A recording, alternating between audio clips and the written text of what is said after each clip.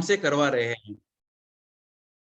क्योंकि जब हम 2013 की बात करते हैं, तो जिस हमने 3 गाँव से ये काम चालू किया था, किसी को भी नहीं लगता था कि ये जो एक मूवमेंट हमने स्टार्ट की है, कि ये 3 गाँव से स्टार्ट किया वाला काम 500 गाँव तक पहुँच जाएगा और 500 गाँव के किसानों के जीवन में एक बदलाव आएगा। जैसे कि सब जानते हैं, आपकी मराठवाड़ा हो, विदर्भ हो, इसमें सबसे ज़्यादा फार्मर्स की सुसाइड होते हैं। तो ऐसे एरिया में काम करने का हमें जो एक मौका मिला है, जो हमसे ये काम सब कुछ गुरुदेव करवा के ले रहे हैं, हम सौभाग्य है हमारा कि ये सब कुछ हो रहा है। और बेसिकली जब जब हम समुदाय का काम, समाज का काम, सोसाइटी का काम करने जाते हैं ना, तो चीजें अपने आप में ये सब चीजें होने लगती हैं। तो बस ऐसा ही कुछ हो रहा है इसमें। तो हम इस सब के लिए निमित्त मात्र है, मैं कुछ भी नहीं कर रहा हूँ। जी। तो धन्यवाद राहुल जी, आपने सब इतने साल भर से आप ये सब चीजें लोगों तक पहुंचाने की प्रयास कर रहे हैं और हमें खुशी है और हम चाहते भी है कि काफी सारे मुझे लोगों से कॉल्स आते हैं। काफी सारे लोग अपने सेमिनार अटेंड करके अपना जो भी है, सैंडलवुड फार्मिंग है, बाम्बू फार्मिंग है, नेचुरल जो खेती का काम है, वो सब चीजें कर रहे हैं। लेकिन हम इतने में समाधान नहीं है। ये मोमेंट जो है, ये बहुत बड़े लेवल पे लेके जाना है। इसका हमें कहे तो इसका एक ऐसा हमें चीज करनी है जिसका हम इम्प्लीकेशंस पूरे भारतवर्ष में कर सके। क्योंकि सबसे बड़ी समस्या जो है आज की तारीख में, जिस विषय पे हम आज चर्चा करने जा रहे हैं, बेसिकली जो भी हम आज की तारीख में अनाज या जिसे हम फूड कहते हैं, उसका जो इंटेक करते हैं, जो चीजें हम आज खा रहे हैं, हम सोच भी नहीं सकते कि हर दिन किसी ना किसी चीज से हमारे अंदर जहर जा रहा है। यानी पैसे देके दुनिया में हम ऐसे इंसान हैं कि पैसे देके हम जहर खा रहे हैं। अगर कोई बोले आपको कि भैया मैं आपको एक 10,000 लाख रुपए 2 लाख रुपए देता हूँ, थोड़ा सा जहर है, ये 2 बूंद आप खा लो, आप क्या करेंगे? उसको पकड़ ही लेंगे ना आप सीधा। हाँ, लेकिन हम क्या करें भाई? यानी सुबह से दूध से लेके शाम तक जो भी हम खा रहे हैं, वो कहीं ना कहीं उसमें हमारा मिल्क हो, हमारा सब्जी हो, हमारे फल हो, हमारा अनाज हो, और यहाँ तक कि हमारा जो ऑयल है, सबसे कंटामिनेटेड आज आज की तारीख में जहर जहर किस में है? तो वो 2 चीज में है, दूध और ऑयल हमारा। तो इतना इतना है कि अगर हम दूध के सैंपल्स, ये हमारे पास रिपोर्ट भी है गवर्नमेंट के, अगर हम दूध के 100 सैंपल्स लेते हैं, तो 100 में से मोर देन 60% सैंपल्स में मिलावट है। यानी 50% भी नहीं, मिलावट हो सकती है 5% 10% समझ सकते हैं, 60% मिलावट है। ऑयल की भी कुछ बातें ऐसी है, 10 से 15 टाइप के केमिकल्स आज की तारीख में जो इडेबल ऑयल हम कहते हैं, तो इडेबल नहीं, उसको हमें तो कहना चाहिए कि पूरा जहरीला ऑयल है ये सब चीजें। तो ये सब चीजें हो रही हैं। अब अभी काफी सारे लोग इसमें फार्मिंग से जुड़े हैं, काफी सारे लोग शहर से जुड़े हैं। जो शहर से जुड़े लोग हैं वो कहेंगे कि इसमें हम क्या कर सकते हैं, हमारी तो मजबूरी है, हम कहाँ खेत में जाए और कहाँ से हम ये चीजें लाए। तो इसी विषय पे संस्था भी काम कर रही है और काफी सारे हमारे जो वॉलंटियर्स है, ये भी इसमें काम कर रहे हैं कि बेसिकली हमें ये देखना है कि हमें एक कोऑर्डिनेशन करना है गांव के लोगों के साथ में शहर के लोगों का। क्योंकि ये जो कम्युनिकेशन है, ये टू वे कम्युनिकेशन होना चाहिए। गांव के लोगों की जो जरूरत है, किसान की जो जरूरत है, वो हमें देखनी है, अगर हमें पूरा जहर मुक्त खाना खाना है। क्योंकि जिस जिस समाज निर्माण की बात करते हैं, जिस हम आने वाली हमारी अगली जनरेशन की बात करते हैं, तो हम समझ सकते हैं कि आने वाली जनरेशन अगर हमारी इसी तरह से, अगर हम केमिकल खिला के, उसको जहर खिला के अगर हम जनरेशन हमारी अगर बड़ी करते हैं, तो आप देख सकते हैं कि आज की तारीख में जो रिपोर्ट्स आ रहे हैं, कई डिस्ट्रिक्ट महाराष्ट्र में, पंजाब का तो सबको एग्जाम्पल पता है कि पंजाब से कैंसर की ट्रेन चलती है, हर घर में पंजाब में मरीज है। लेकिन महाराष्ट्र में भी ये चीजें अभी आने लगी हैं, जहाँ पे जैसे कि कोल्हापुर डिस्ट्रिक्ट का एक शिरूर तालुका है। तो शिरूर तालुका में कुछ विलेजेस ऐसे हैं जहाँ पे सब्जियां उगाई जाती है, जो पुणे और बॉम्बे के लोगों को दी जाती हैं। उसमें हर घर में एक कैंसर का पेशेंट आज की तारीख में आपको देखने को मिलेगा। ये बहुत ही दुख की बात है। यानी किस दिशा में हमारी ये जो डेवलपमेंट है जा रही है, अगर जिससे हमारे घर में कैंसर के पेशेंट्स हम तैयार कर रहे हैं, तो ये डेवलपमेंट सही में हमारे लिए जरूरी है। तो ये सब चीजों के लिए सोचना है। तो मैं चाहता हूं कि हम सब लोग मिलके इसमें बदलाव कर सकते हैं। इस सिस्टम से बदलाव नहीं होगा, ये हमसे बदलाव होगा। अगर हम चाहे तो इसमें दो तरीके से हम काम कर सकते हैं। कुछ चीजें अगर थोड़ा सा प्रयास करेंगे आप सब लोग, तो अपने घर में जितने भी आपके पास स्पेस हो, 50 स्क्वायर फीट, 100 स्क्वायर फीट, कई लोगों के पास ज्यादा भी स्पेस होगी, जिसके पास भी संभव है वो अपने घर में ये सब चीजें कर सकते हैं। और कुछ लोग, काफी सारे लोग आने वैसे कोरोना सबके लिए आपत्ति थी, और कुछ लोगों के लिए उसका एक फायदा भी हो गया कि काफी सारी चीजें खुद को समझने में, अपने फैमिली को समझने में भी लोग इसमें हो गए। तो काफी सारे लोगों ने कोरोना के समय में अपने किचन गार्डन्स को डेवलप करने का काम, अपने गार्डन को डेवलप करने का काम बहुत अच्छी तरह से किया। तो काफी सारे लोग इसमें ध्यान दे रहे। लेकिन सही में अगर हम प्लानिंग करते हैं हमारे सीजन के हिसाब से, रेनी सीजन, विंटर सीजन और समर सीजन के हिसाब से हम प्लानिंग करते हैं और देखते हैं कि खेत में कौन सी सीजन में कौन सी क्रॉप किसान लेता है, सब्जियां कब लेता है, कौन सी सब्जी कब लेता है, इस हिसाब से अगर प्लानिंग करेंगे तो निश्चित रूप से अच्छी तरह के वेजिटेबल्स हम अपने घर में, हमारे बालकनी में, टेरेस पे हम ग्रो कर सकते हैं। तो एक ये बात है।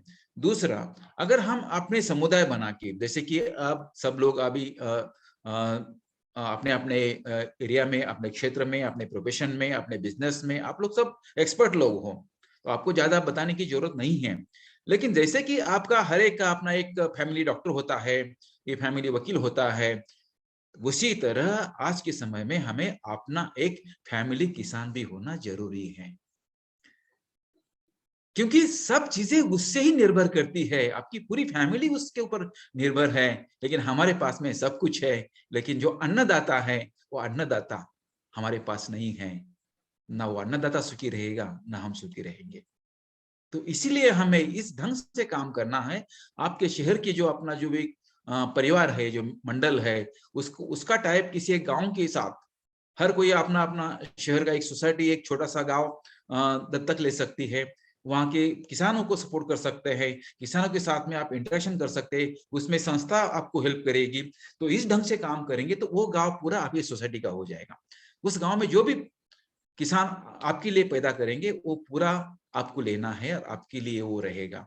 तो इस ढंग से ये पॉसिबल है, असंभव कुछ भी नहीं है। अगर हम चाहते हैं कि सही में अपनी लाइफ अच्छी करनी है, अच्छा खाना है, आने वाली जनरेशन हमारी अच्छी तैयार हो, तो ये सब चीजें आपके लिए जरूरी हैं।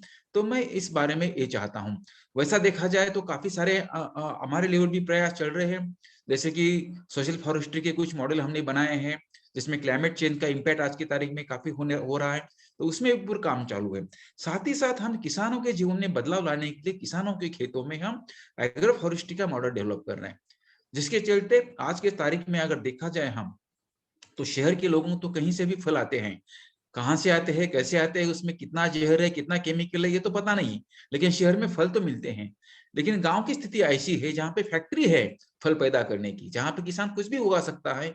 उस किसान आज 90%, 95% किसान आज की तारीख में फल से उसका कुछ लेना देना नहीं है। यानी गांव में 5% ही किसान ऐसे हैं कि जो दैनंदिन जीवन में फल का सेवन करते हैं, और कुछ परसेंटेज में शहर में भी कुछ लोगों की हालत ऐसी है। अगर ये चीजें हम सही ढंग से लोगों को अवेलेबल कराए, विश टॉक्सिन फ्री अगर चीजें अवेलेबल कराए, तो इससे दो फायदे हो सकते हैं कि शहर के लोगों की सेहत ठीक हो सकती है और गांव के किसान की इनकम बढ़ सकती है। आज जो भी चीजें हम प्रिजर्वेटिव मिला के खा रहे हैं, उसके बदले अगर हम ये फ्रेश फूड की चीजें, अगर हम फल की चीजें अगर हम इंटेक करें, तो निश्चित रूप से सबके लिए विन विन है। अन्नदाता सुखी रहेगा और अन्नदाता सुखी रहेगा तो हमारा परिवार भी सुखी रहेगा। तो ये सब चीजें इस प्रोग्राम का हमारा पर्पज है कि सभी लोगों को विष मुक्त खाना मिले, एक अच्छा हेल्दी फूड मिले, ये सब हम इसमें चाहते हैं। और मुझे लगता है कि राहुल जी, इसमें हमें आज के सेशन में, ये जो इंट्रोडक्शन सेशन है, काफी सारे लोगों के मन में काफी सारे सवाल हैं। तो मैं ज्यादा कुछ बताऊं इससे अच्छा है कि अगर कुछ क्वेश्चन आंसर हो जाए तो वो बेटर है। वैसे तो जब भी एक आप सेशन अरेंज करेंगे, अगर पर्टिकुलरली कुछ पूरा ये सिलेबस सिखाना है, तो बिल्कुल हम कभी भी वेजिटेबल का एक सिलेबस सिखा सकते हैं। उसके लिए जैसा भी आप उसको शेड्यूल बनाए हम कर सकते हैं, कोई प्रॉब्लम नहीं है उसमें। तो वो सब चीजें बिल्कुल, करेंगे। बिल्कुल, तो आज के तारीख में मुझे लगता है कि हम क्वेश्चन आंसर करेंगे तो बेटर रहेगा। बिल्कुल, जी। बिल्कुल। 100%. It's like a perfect start कि just like giving a brief के कितनी बुरी हालत है कि जो हम खा रहे हैं, the food that's reaching to us that's actually produced through chemicals, जो अभी हमको शायद से नहीं पता चलता होगा. lot of people won't like really put your attention towards it, but it's really harming your body. It's very harmful. So बिल्कुल माधवी जी ने सही कहा कि it's like we are just starting today, we'll have a lot of sessions going forward. तो आज के इसमें आपको जो भी क्वेश्चंस पूछने हैं, just to clear your myth about farming, whatever you know, if you want to know something natural farming के बारे में पूछना है कुछ कि क्या होता है, you can just put your questions in the chat box. या आपको पर्सनली कुछ पूछना है, you can just put your like give a hands up और सिर्फ एक चैट बॉक्स में डाल दो, तो we can ask these questions to Mahadev ji. So right now you can put your questions in the chat box, or just if you want to ask something, just raise your hands. और महादेव जी ने एक बात बोली climate change की, and it's really happening guys कि climate change हो रहा है, और बिकॉज हमने पूरा जो हमारा जहाँ पे हम रह रहे हैं उसका बहुत ही इम्बैलेंस हो गया है. So because of lot of deforestation happening, बहुत ही सीज में बहुत सारी इम्बैलेंस हो रहे हैं. तो अगर नेचर में बैलेंस नहीं रहेगा तो will really face a lot of climate change impact. तो to protect that, to prevent that, we have to do a lot of tree plantation as well, which we are doing in few of our project sites. कि आप बहुत ज्यादा पेड़ लगाएं, किस तरीके के पेड़ लगाने हैं, क्या टाइप आपके जगह को सूट करता है, will let you all know. So अभी अगर किसके पास क्वेश्चंस हैं, this is like a start session. अगर आपके पास कुछ क्वेश्चंस है to start with, we can do like a question and answer session, and then we can organize more sessions on different topics further. Sandeep हाथ race कर रहे हैं. संदीप मैं आपको अनम्यूट कर रहा हूँ. जय गुरुदेव भैया.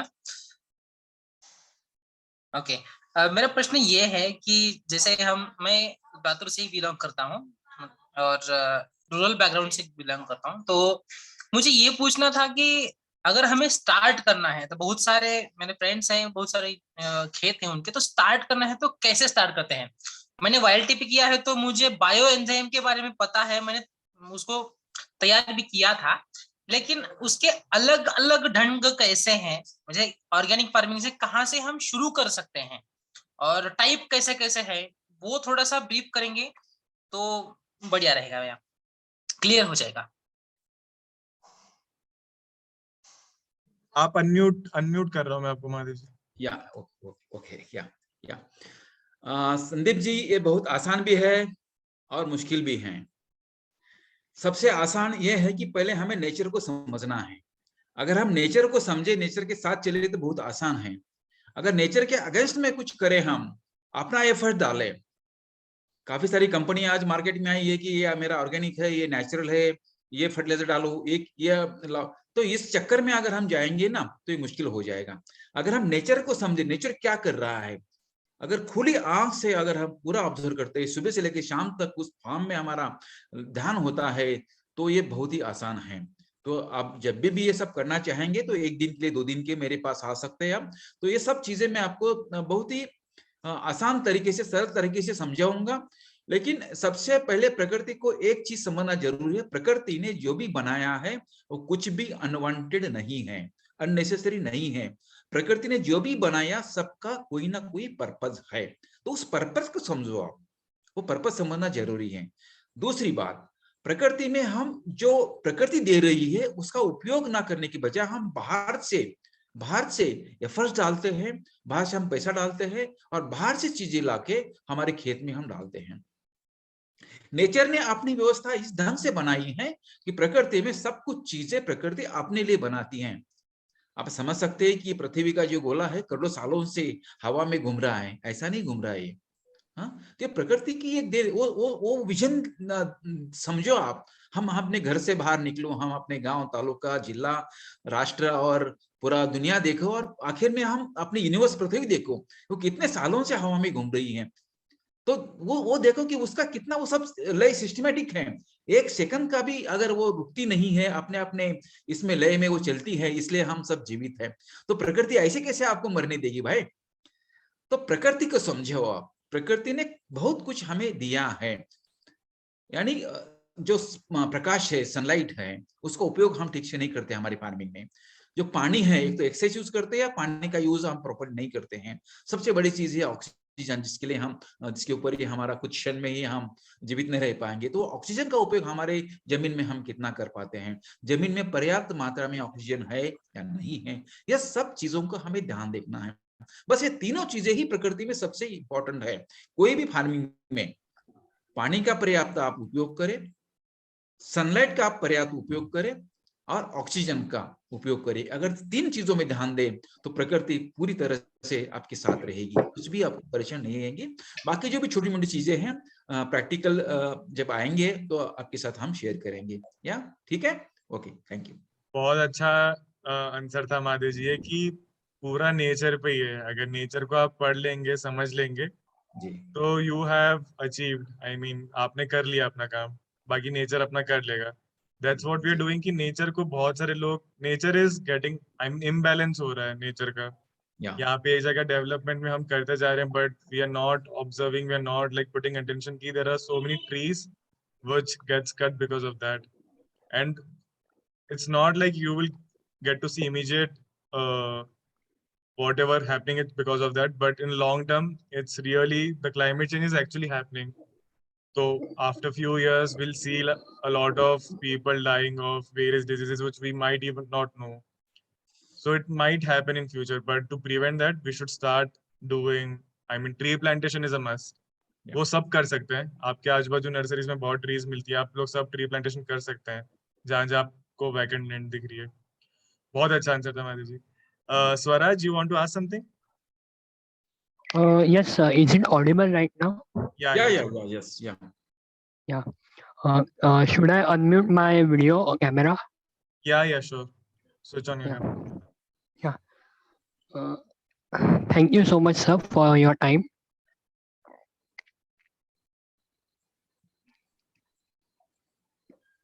हाँ, बोलिए स्वराज, सुन रहे हैं हम, आवाज आ रही है। Yeah. Okay. Actually, I am a farmer. So I am a grandson of Alfonso farmer. मैं महाराष्ट्र से बिलोंग करता हूँ। मैं हापुस के लिए, हमारा जो हापुस है उसका मैं फार्मर के सन हूँ। एक्चुअली थोड़ा बहुत I am looking for natural farming right now at this situation, and I am studying engineering in mechanical. That is my profession, as well as I have passion for farming and natural farming. At this stage, the farming of Alfonso has become difficult. That is there is a worst case scenario, because as we know, Alfonso is the king of mango, but the shelf life of the Alfonso, it is very precious fruit right now, but cultivating that fruit has become difficult right now. That is the problem in that. So what can we do to overcome that failures? And secondly, what other crops we should plant there to reduce the cost of the farming and all other things? And the other thing is, like, we use many pesticides right now. Around, if our valuation of our product is around 20 lakh, we spend around 5 to 6 lakhs on chemicals, on other pesticides. That I want to cut that amount of money that we are spending on pesticide. So what we can do for that? वही जो अभी मैंने कहा स्वराज जी कि बहुत आसान चीजों को हमने बहुत मुश्किल बनाया है, क्योंकि अल्फांसो हमारे लिए एक ईश्वर की ऐसी देन है कि जिसकी वैल्यू हम कर ही नहीं सकते। क्योंकि पृथ्वी में सबसे अच्छे अगर कोई मैंगो की वैरायटीज है तो उसमें तो अल्फांसो एक है। तो ये बहुत ही अच्छी देन कोकन को मिली है। कोकन के जो कुछ डिस्ट्रिक्ट है वहीं की जो क्वालिटी है अल्फांसो की, वो देश भर में, दुनिया भर में कहीं नहीं होती। उसका जीआई भी इस एरिया को मिला है। उसकी जो एक खास बात है कि कोकन की जो समंदर की जो हवा लगती है उस एरिया में, उस मिट्टी का गुणधर्म है और समंदर की हवा, ये दोनों के कारण ही वहाँ अल्फांसो की जो क्वालिटी है सबसे अच्छी मिलती है। दूसरी बात, अल्फांसो को हमने हमारे लालच में पूरे पेड़ हमने, पूरी खेती हमने बर्बाद की है।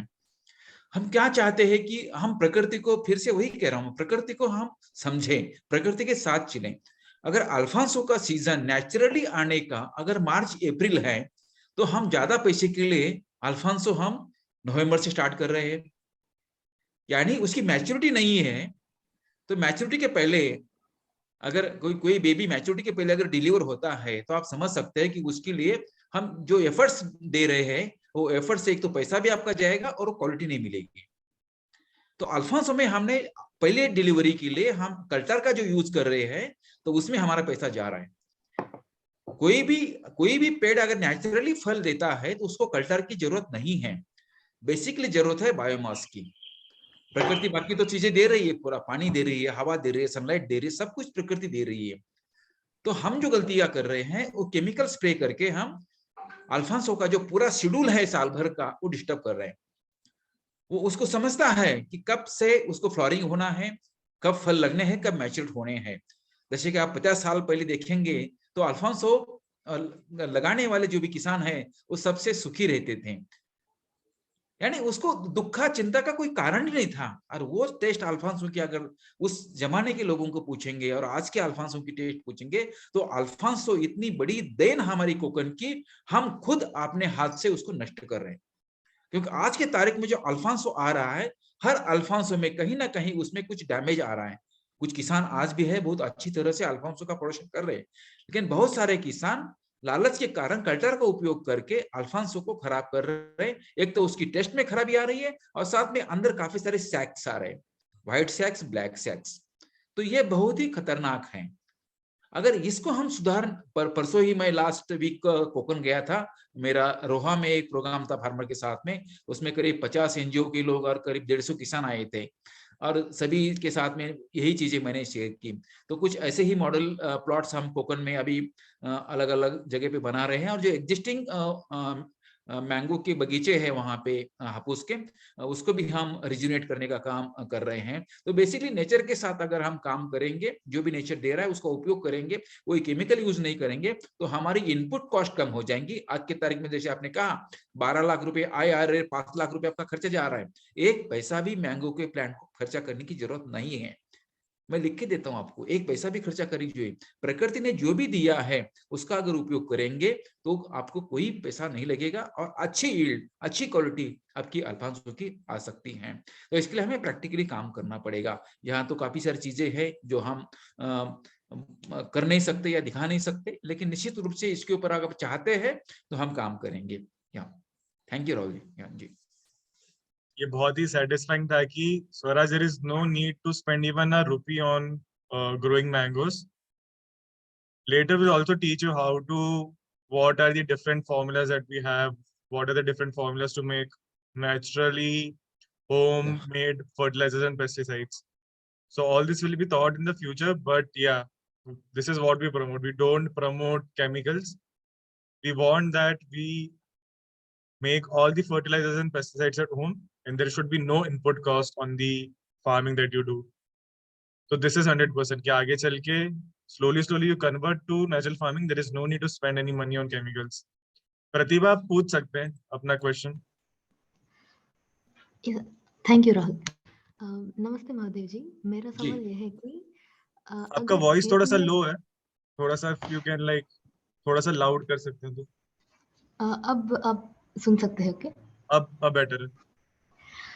मेरा सवाल यह है कि अगर खेत में अब तक बहुत फर्टिलाइजर्स और पेस्टिसाइड्स इस्तेमाल किए हैं हम, और अब हम ऑर्गेनिक फार्मिंग स्टार्ट करते हैं, तो क्या हमें कंप्लीट ऑर्गेनिक रिजल्ट्स मिलेंगे या जमीन को थोड़ा टाइम लगेगा उन पेस्टिसाइड्स के इफेक्ट्स जाने के लिए?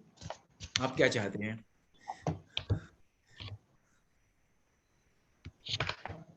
सॉरी महादेव जी, आप क्या चाहते हैं?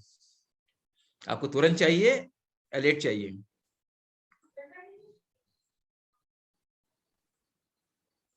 जी मैं बताता हूँ। अनम्यूट हो गए।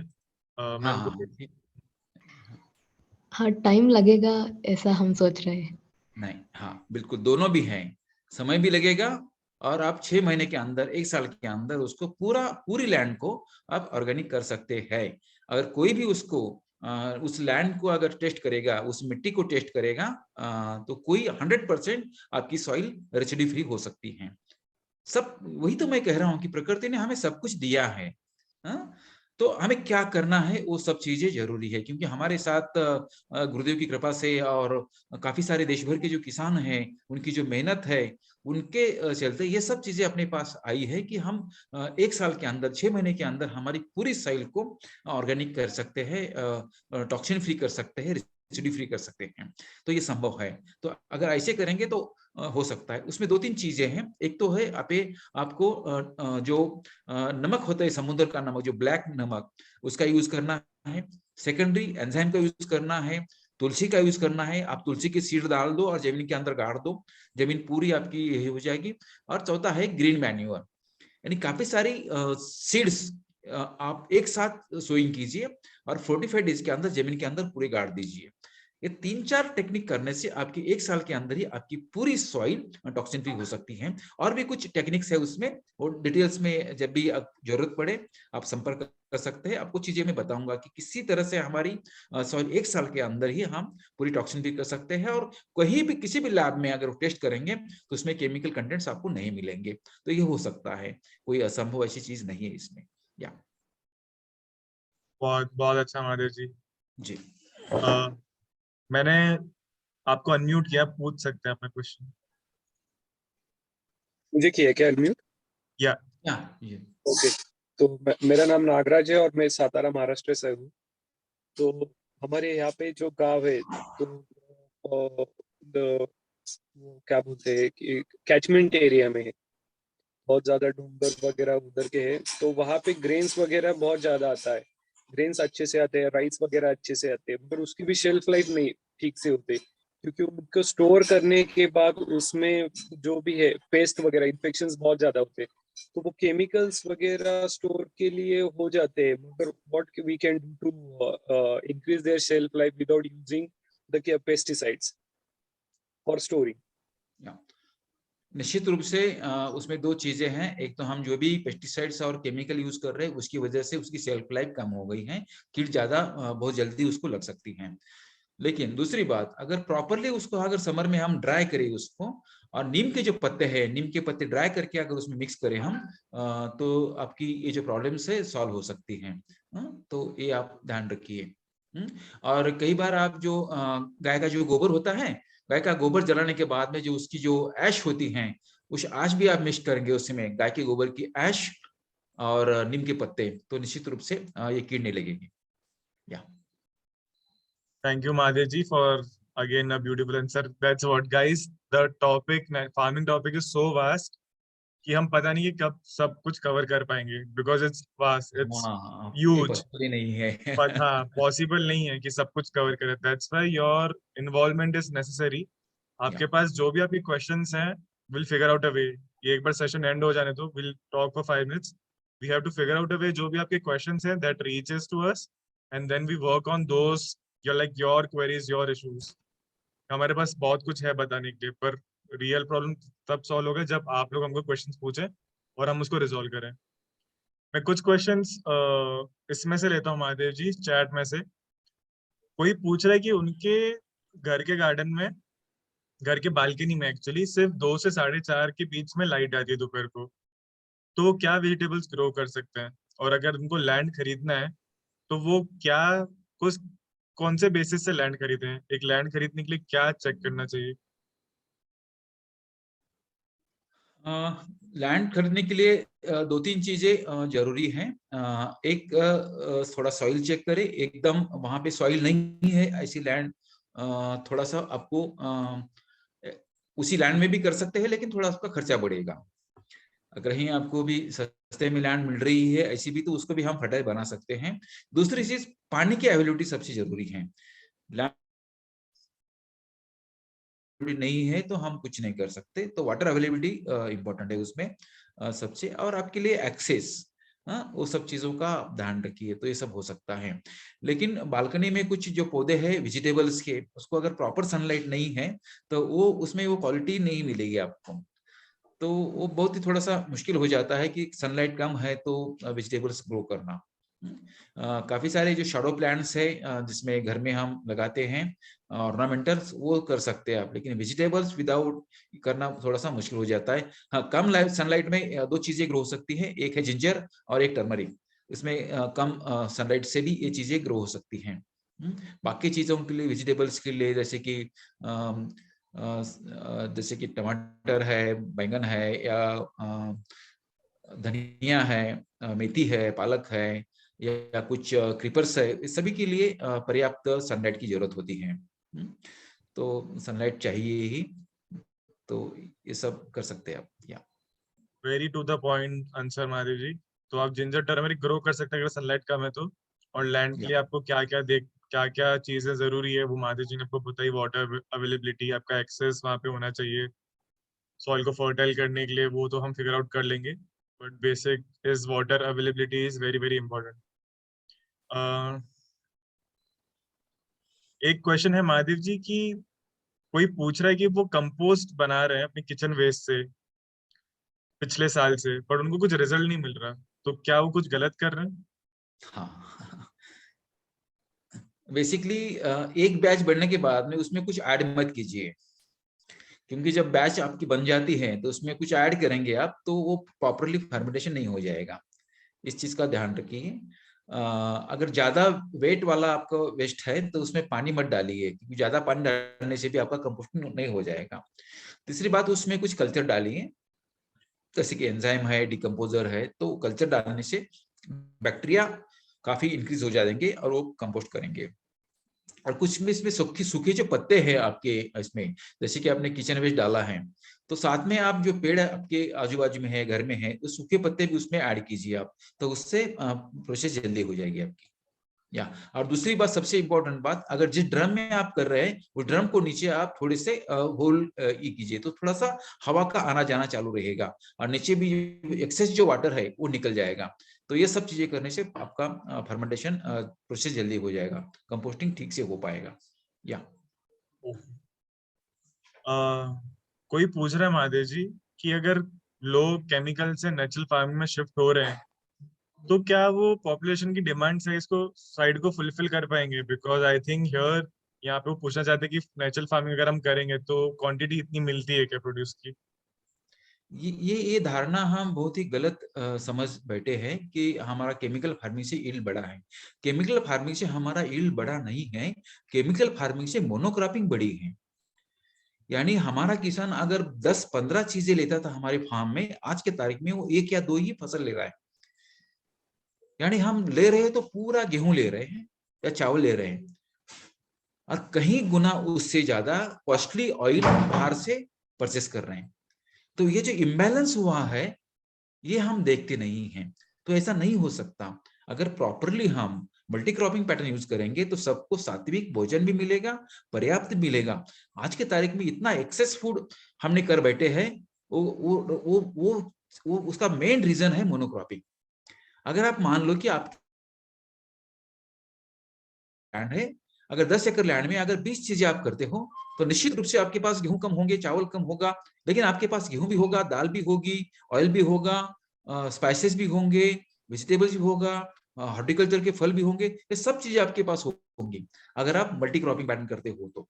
लेकिन अगर कंबाइंड अगर यील्ड देखेंगे आप, यानी कि 10 एकड़ में गेहूं करके आप अगर समझो कि आपके पास में 100 क्विंटल गेहूं आ रहा है, लेकिन मल्टी क्रॉपिंग करके सभी चीजें ले रहे हैं तो आपके पास में 125 क्विंटल ये सब चीजें आ सकती हैं। 25 क्विंटल आपका यील्ड बढ़ रहा है, लेकिन हम किस में देख रहे हैं कि मेरे पास गेहूं कम है। ये नहीं होना चाहिए। अगर इस ढंग से अगर हम काम करेंगे तो किसी को भी फूड की कमी नहीं हो जाएगी और सात्विक अन्न भोजन सबको मिल सकता है। यस राहुल जी, ये भी बहुत ही वंडरफुल आंसर था। It had like such a deep like meaning behind it कि there is a lot of problem which is happening because of monocropping कि mostly in north कि लोग एक सिर्फ कुछ क्रॉप उगा रहे हैं तो वो बहुत ही ज्यादा इम्पैक्ट कर रहा है in a wrong way on your land, क्योंकि आपके पास लैंड के पास बहुत पोटेंशियल है ग्रो करने की। आप उसको सिर्फ एक क्रॉप से लिमिट मत कीजिए। And there are also other factors also कि अगर आप एक crop grow करेंगे उसकी rate कब ऊपर जाएगी कब नीचे जाएगी you don't know. You have to be on a safe side to plant multiple crops which will make your farming a profitable model. प्रीति पूछ रही है महादेव जी की जब केमिकल टू ऑर्गेनिक कन्वर्ट करेंगे तो आपने कुछ बताया, अगर आप कुछ डिटेल में एक्सप्लेन कर सकते हैं तो सही होगा, या अगर आपको फिर से ब्रीफली बताना कि कैसे करना है कन्वर्ट, तो उनका ये क्वेश्चन है कि ऑर्गेनिक केमिकल से ऑर्गेनिक में कैसे कन्वर्ट करें, थोड़ा सा डिटेल में जानना हमको। हाँ, 2-3 चीजें जो मैंने बताई, ग्रीन मैन्योर, यानी आपके पास में अगर समझो हम जो रबी में और खरीफ में जो भी फसल हम खेत में लेते हैं, जैसे कि खरीफ में हम कुछ ज्वार्स है, कुछ मिलेट्स है, कुछ सोयाबीन है, बाजरा है, कुछ हमारे ये सब चीजें, और खरीबी में लेने वाली हमारी जो भी पल्सेस है, हमारा चना है, गेहूं है, ज्वार है, फ्लैक्सीड है, ये सब चीजों को मिक्स करके अगर हम सोइंग करेंगे और इसको 45 डेज में जमीन के अंदर पूरा उसको रोटावेटर करके मिक्स कर देंगे तो जमीन की फर्टिलिटी बहुत ही जल्दी बढ़ती है। दूसरा जो हम इसको ढेंचा बोलते हैं, या इसको जो हम जूट बोलते हैं, तो जूट के सीड अगर हम जमीन के अंदर सो देंगे बहुत ही डेंस में, और उसको फूल जब भी लगने चालू हो जाएंगे, 1-2 फूल लगने चालू हो जाएंगे, तो उसको जूट सीड या ढेंचा अगर जमीन के अंदर हम गाड़ देते हैं तो इमीडिएट उसकी फर्टिलिटी बढ़ सकती है। तीसरा है कि 1 एकड़ सॉइल अगर की बात हम करेंगे तो जो भी जो बैग में आता है 25 केजी 35 केजी के बैग में नमक आता है, समुद्र वाला नमक, जो खड़े वाला नमक होता है, तो वो नमक आप 1 एकड़ में 25 केजी आप छिड़क दीजिए, तो उससे जमीन में 87 टाइप के मिनरल्स उसमें आ जाते हैं और काफी सारी टॉक्सिसिटी जमीन के अंदर जो है वो कम हो जाती है।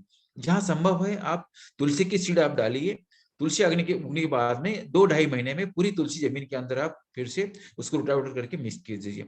ये सब चीजें करने से जमीन आपकी तुरंत फर्टाइल हो सकती है। और भी इसमें कुछ चीजें हैं जो डिटेल्स में आपको अगर सही में आप कभी स्टार्ट करना चाहेंगे तो जरूर मुझे संपर्क कीजिए, और भी कुछ चीजें मैं आपको साथ शेयर करूंगा, क्योंकि यहाँ सबका समय इसमें ये हो जाएगा, बाकी लोगों के भी हम कुछ जो सवाल है उसको हम आंसर कर पाएंगे। या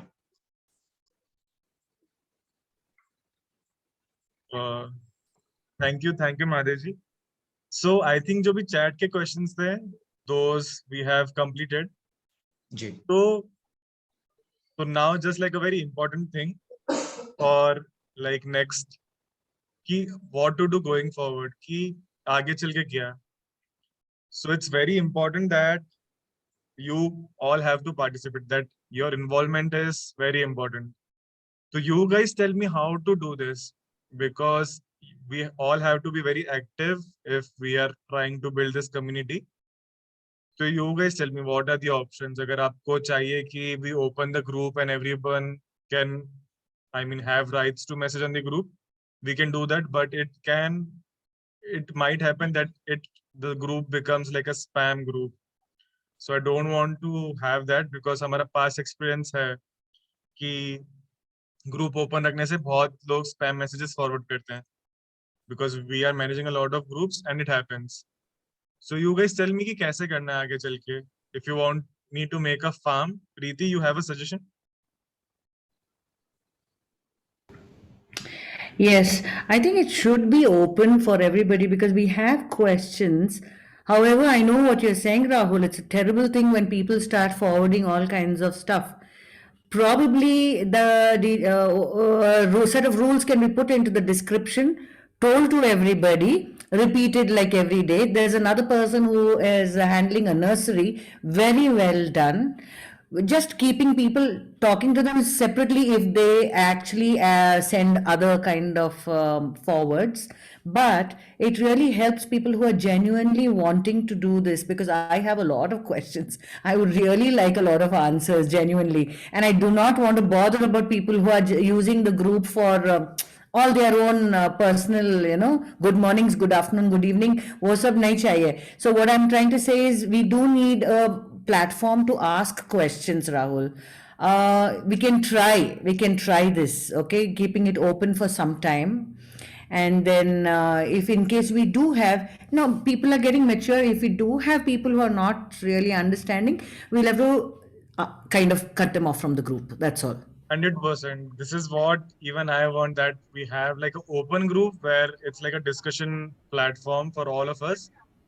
But right now, what the scene is that I have around like 25-30 groups to manage now. So let me see. I think let's start for the next session. Let's start with a Google form. I can make a Google form where you all of you can have like your 2 questions at least. It's like mandatory. Put 2 questions at least in the form.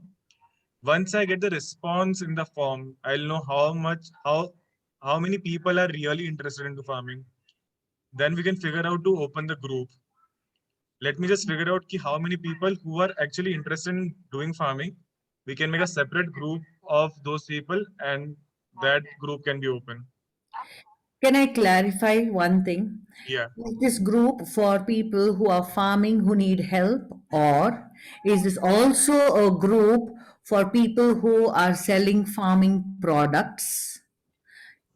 Is it open for B2B, B2C, or is it purely help IP exchange? Can you repeat the question, please?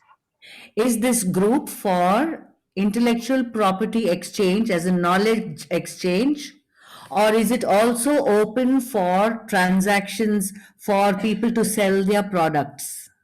No. So right now we'll be doing only knowledge sharing on the group. But yeah, if we form another group of like actually people who are interested in farming, you can like communicate on whatever you want to do on the group. There won't be any restrictions of No, because that marketing your product or selling your product. Yeah. There won't be any restrictions on that. But once we make that loyal community of people, right now there are a lot of people. I don't know how to manage them. Yeah. So let's first see who are interested into farming. If we know that this is the community that is really into this thing, then you can sell your products and whatever you want to do on the group. My suggestion is it's to for keep knowledge sharing. selling, let it be separately, because this has to be purely knowledge sharing. Otherwise, it's going to get mixed up. It's a mess. Let Right it now, be it's just knowledge sharing. sharing. We won't be doing anything in the groups except conducting sessions here. So right now, it's 100% knowledge sharing. Okay, so let's start with the form next time and then move to forming new groups. Yeah. Okay. You can create SPOCs from each group. Okay, we'll take your suggestions into consideration. तो करते हैं. Okay, so what I wanted to conclude with is कि this is really important. Okay, people telling me what they want to learn will help me organizing next sessions according to that. So your suggestions will plan the next sessions. So all the next sessions are like we'll figure out accordingly. जो भी आप लोग हमको बताओगे कि आप लोग को क्या सीखना है. तो next session will do on like soon. Sunday को एक सेशन कर दें, फिर उसके बाद देखते हैं कि कैसे करना है. और फॉर राइट नाउ अगर आप लोग को कुछ भी मेरे को सजेशंस देने, you can ping me on the WhatsApp group. Not like not on the group. You can ping me personally on the WhatsApp, so we can like discuss and we can like note down the suggestions that you have. ठीक है, I think that's it. किसको कुछ बोलना है तो like अगर किसको कुछ अपना एक्सपीरियंस शेयर करना है आज के सेशन का, they can share their experience and we can conclude today's session and we'll meet on Sunday again. We'll share the form tomorrow. Just put in your questions and then we'll meet on Sunday again. And this will be a continuous thing. This will be a continuous thing. I mean, yeah, we are doing this for last 1 year. We have been conducting a lot of online sessions. It has to be a continuous thing. We have to be together till next lot of years. If you are starting, we are there to handle, we are there to mentor you. So अगर आप start कर रहे हैं, तो let's see कि इसको कैसे continue रखें. We have to build a community. We have to reach out to new people. We have to reach out a lot of new people. So आप लोग even जो भी हमारे groups बने हैं, उसके मैं आपको link share करता हूँ group में. You can invite new people to the group. So उनको updates मिलते रहें. So let's also take this plan into action. कि invite new people to the group also. So for the next session, we have more people joining the live with us. So 2 things now. I'll share the form on the group tomorrow. Fill in your questions. I'll plan the next sessions accordingly. And invite new people to the group. That's also very important. किसको कुछ बोलना है तो वो कर सकता है, और then I can end the session. ठीक है, महादेव जी आप कुछ बोलना चाहेंगे? नहीं, ठीक है। अगर कोई भी क्वेश्चंस है तो आप डायरेक्टली पूछ सकते हैं, या जो भी ग्रुप आप बनाएंगे उसके ऊपर आप ये कर सकते हैं। तो मैं चाहता हूं कि जो भी अगर करना चाहिए उसके लिए हम सपोर्ट्स करें। हम चाहते हैं कि सब लोग अपना काम करें। हाँ, कि हम चाहते हैं कि पूरी सोसाइटी विषमुक्त रहे और अच्छा खाना खाए, क्योंकि यही जिस चीज के लिए हम पूरी ये प्रयास कर रहे हैं हमारा निर्माण का, समाज निर्माण का, तो उसमें बेसिक चीज अगर छूट जाती है तो वो बहुत ही गलत हम दिशा में प्रवास कर रहे हैं। तो मुझे लगता है कि हम सब लोग इसके ऊपर थोड़ा सा सीरियसली देखें और उसका अमल भी हमारे जीवन में करें, ऐसा मुझे लगता है। Thank you. कोई मुझे मैसेज कर रहा है महादेव जी, इनको कुछ क्वेश्चन पूछना है, एक सिर्फ क्वेश्चन ले लेते उनका। जी।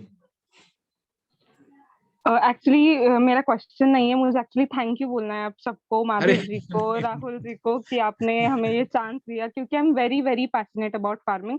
आई recently finished my 12th boards and I wanted to do agriculture honours, but due to my less marks I got admitted to agriculture biotechnology, but my twin she scored well and she got agriculture honors, so it's we both are doing that now and I am very happy actually ki I got to do this. And actually I have also been learning Sanskrit, as Rahul mentioned ki you know Vedic practices were like that was so vast, deep, scientific and logical farming used to take place. So I also am learning Sanskrit so that I could get to learn it all by myself, क्योंकि कहाँ पे मैं लोग ढूंढूं जो मुझे इस बारे में सिखा सके।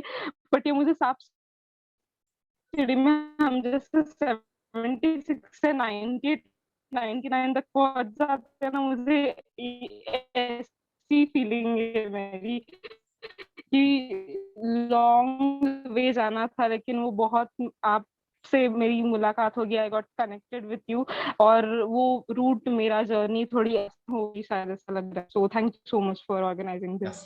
We are glad to hear that. आप तो लकी हो कि you have a twin sibling, दोनों पढ़ रहे हो।